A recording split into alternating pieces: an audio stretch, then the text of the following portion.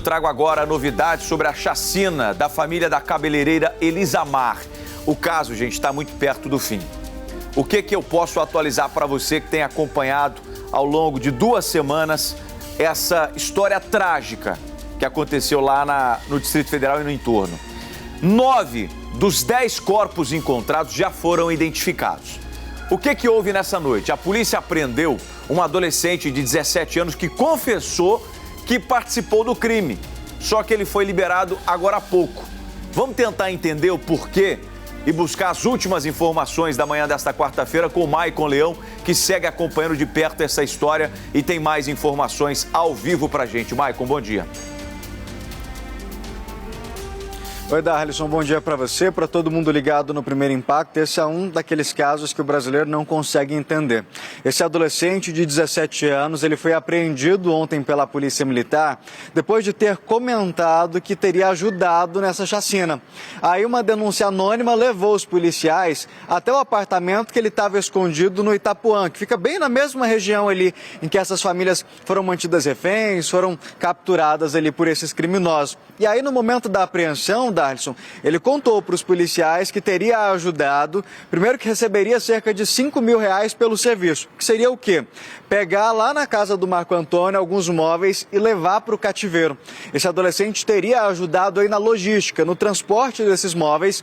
Ele chegou a contar, inclusive, que esteve no cativeiro enquanto as vítimas estavam lá, que ele teria recebido R$2 mil adiantado e receberia outros R$3 mil logo após o serviço, que não aconteceu. Não aconteceu porque quem contratou o serviço, Darlison, foi o Horácio, o segundo preso nessa operação. E como ele foi preso, ele acabou não finalizando esse pagamento. Esse adolescente ele foi apreendido, levado para a 6ª DP, que é a delegacia que está conduzindo as investigações, foi ouvido, mas por se tratar de um menor, ele foi conduzido para a delegacia da criança e do adolescente. Como já tem alguns dias do crime, o flagrante já não cabe ele mais. Só que tinha um detalhe, a polícia, Darlison, acreditava, a polícia militar, que ele ficaria preso pelo seguinte: ele tinha 2 mandados de apreensão contra ele.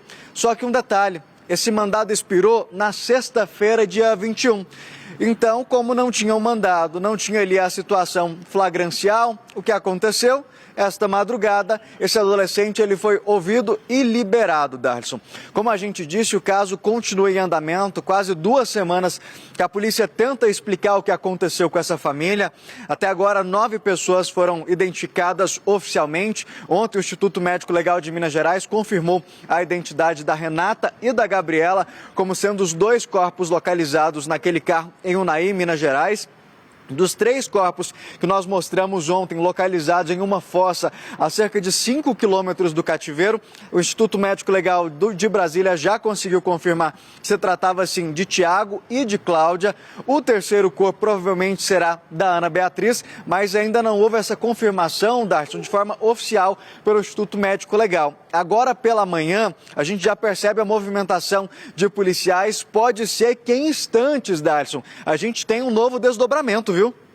Tá certo, vamos ficar de olho. Agora você vê aos buracos que existem na justiça brasileira, né? O adolescente que confessou participação nesse crime, mesmo que de maneira indireta, porque ele sabia o que estava acontecendo, esteve no cativeiro, provavelmente teve contato, inclusive visual, com essas vítimas, que certamente devem ter pedido socorro. Obviamente, né, por se tratar de um criminoso, não é porque é adolescente que não é criminoso, que não é bandido. Tanto é que já tinha mandados de apreensão contra ele que não haviam sido cumpridos, né? Ele simplesmente virou as costas, seguiu a vida com o dinheiro que ele embolsou. Agora, esse adolescente, envolvido em uma das maiores chacinas dos últimos anos da história do Brasil, é levado até a delegacia. Os policiais, né, até comemoram a possibilidade de levá-lo à justiça para ele ficar internado e cumprir a pena, mas não, tem que sair pela porta da frente porque o mandado que existia contra ele sobre outro crime tinha expirado poucos dias antes e não pôde ser efetuada a apreensão em flagrante porque havia passado o tempo, né? É por isso que muitos dos bandidos, pessoas que agem de má fé, não acreditam que vão ser presos, porque existe uma impunidade em função dessa falha no sistema judiciário brasileiro.